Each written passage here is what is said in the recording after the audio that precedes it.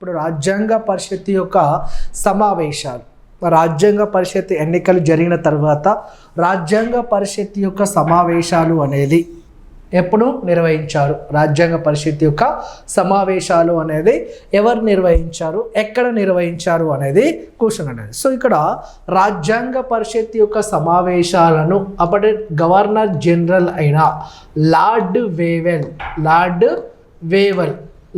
Wavell రాజ్యాంగ పరిషత్ యొక్క సమావేశాలు అనేది నిర్వహించడం జరిగింది అన్నట్టు. సో ఇక్కడ రాజ్యాంగ పరిషత్ యొక్క సమావేశాలు అనేది నిర్వహించిన వ్యక్తి ఎవరు?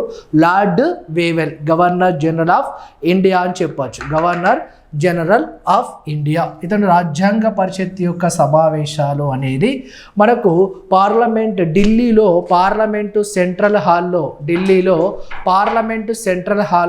ఈ రాజ్యాంగ పరిషత్ ఎన్నికలు అనేది నిర్వహించడం జరిగింది. ఎక్కడ?